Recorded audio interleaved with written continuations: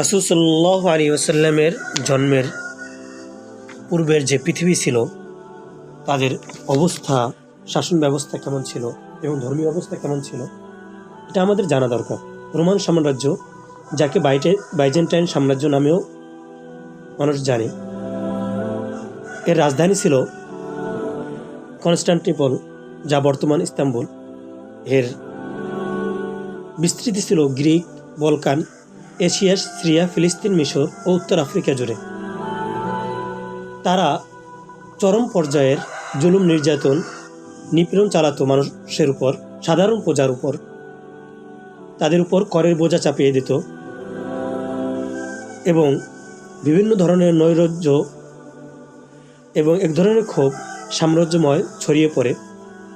জনগণের স্বাভাবিক কোনো জীবনের যে উদ্দেশ্য থাকা দরকার সেটা ছিল না, যার ফলে তারা নিরুদ্দেশভাবে চলাফেরা করত, খেলতামাশা এবং বিভিন্ন ধরনের আমোদ প্রমোদে লিপ্ত হয়ে পড়ে। এবং দেশের জনগণকে শাসকরা মনে করত পোষ্য জন্তু, তাকে যেভাবে ইচ্ছা সেভাবে ব্যবহার করা যাবে। যেমন একটা বকরি যদি দুধ দেয় সেটা ভালো, আর যদি দুধ না দেয় সেটা মন্দ। এভাবেই তারা তাদের সাথে আচরণ করত।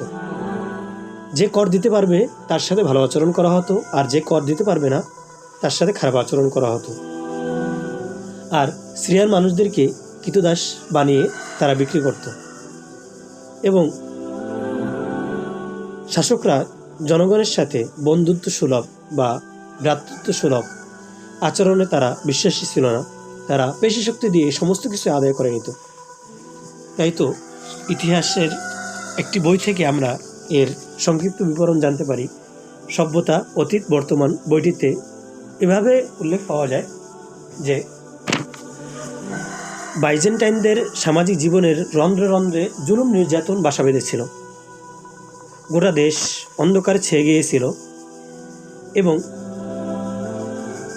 ধর্মীয় বাড়াবাড়ি তাদের মজ্জাগত হয়ে যায়। ফকির, সন্ন্যাসবাদ ছেয়ে যায় দেশটি। অজ্ঞ মানুষরাও ধর্মীয় বিষয় নিয়ে কথা বলতে শুরু করে। তাদের যে অল্প বিদ্যা, সেই বিদ্যা নিয়েই তর্ক বিতর্কে লিপ্ত হয়ে পড়ে। পীর, ফকির ও মর্মীবাদের প্রতিও তাদের ঝোঁক ছিল। এটা তো হলো আর কি ধর্মীয় বিষয়, কিন্তু ধর্মীয় বিষয়ের বাইরে যদি আমরা আমোদ প্রমোদ, বিনোদনের জগৎটা দেখি, এই জগৎটাও তারা এমন করে রেখেছিল যে মানুষের জান নিয়ে খেলা করা, সেই খেলাকে তারা উপভোগ করত। এর জন্য তারা ৮০,০০০ দর্শকের একটা স্টেডিয়াম পর্যন্ত বানিয়েছিল, যে স্টেডিয়ামের নাম গ্ল্যাডিয়েটর। তো তারা অনেক সময় মানুষদেরকে হিংস্র জন্তু জানোয়ারের খাঁচার ভিতরে ছেড়ে দিত বাঁচা মরার লড়াই উপভোগ করার জন্য।